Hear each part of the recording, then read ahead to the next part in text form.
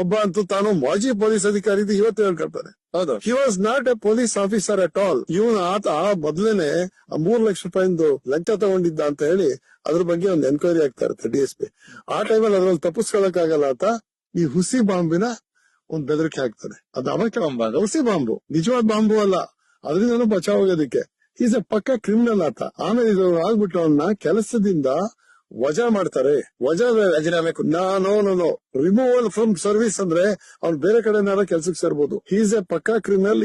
Is unfit to become a police officer. ಇವನು ಈ ಇಲಾಖೆ ಒಂದು ದೊಡ್ಡ ಪ್ರವಾದ ಅಂತ ಹೇಳಿ ಕಿತ್ ಬಿಸಾಡೋದ್ರ ಅಲ್ಲಿಂದ ಬಂದು ರಾಜಕೀಯ, ಆಮೇಲೆ ಅಲ್ಲಿ ರಾಜಕೀಯ ಮಾಡಿ ಬಿಜೆಪಿ ಅವರೇನೋ ಒಂದ್ ಜಾಗ ಕೊಟ್ಟಿದ್ರು, ಅಲ್ಲೂ ಕರಪ್ಷನ್ ಮಾಡಿ ಈಗ ಅವನಿಗೆ ನಿಶ್ಚಿತ ಉದ್ಯೋಗ ಇಲ್ಲ. ಅಲ್ಲಿ ಬಂದು ಪರಾನ್ನ ಪುಷ್ಟನಾಗಿ ಬೆಳೀತಾ ಇದ್ದಾನೆ. ಏನಿದೆ ಅವನಿಗೆ ಕೆಲಸ? ಕುದುರೆನ್ ಬೈಯೋದೇ ಕೆಲಸನಾ?